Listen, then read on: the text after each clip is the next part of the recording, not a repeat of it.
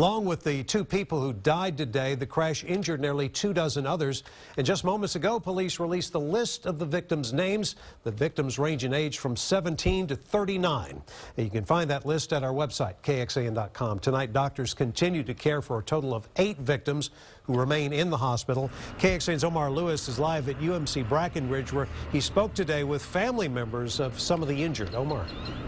Robert, here at Brackrenridge, they are still treating 6 of those victims involved in that crash. They tell us that 3 of those victims are listed in critical condition, 2 are listed as fair, and that 6th patient is in good condition. As you can imagine, it has been a very emotional day for the family members of those victims who have been showing up here from across the world today.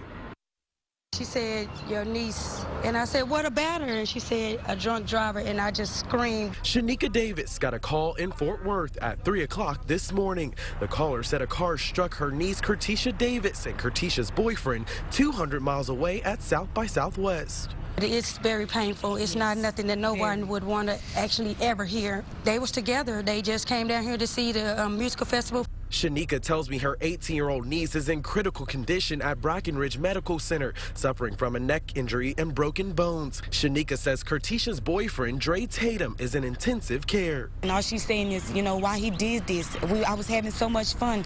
Why did this happen? Doctors say the most seriously injured patients from that crash suffer from significant head injuries and have been in and out of surgeries all day. One of the 5 critical patients was in cardiac arrest, where their heart at one point wasn't even beating. We're going to do our best for them, but these are some of the worst injuries that we see. And not everybody with these kind of injuries is going to survive. For the Davis family, they're now banding together for Kertisha and Dre, grateful they're still alive. Just hug your family tight. Just be there. Just, you know, be a family. That's missing these days, because a day is not promised. And the suspect, who police say drove through that intersection, was also brought here to Brackrenridge with minor injuries. He was released shortly after. Now, the medical staff here says, luckily for those victims who were brought here to Brackrenridge, this hospital is only just a few blocks away from that crash site, so those victims were able to get immediate attention. Now, the victims who were taken over to St. David's, there are 2 victims that are still left, and they are listed in fair condition. For now, we're live in downtown Austin. Omar Lewis, KXAN News.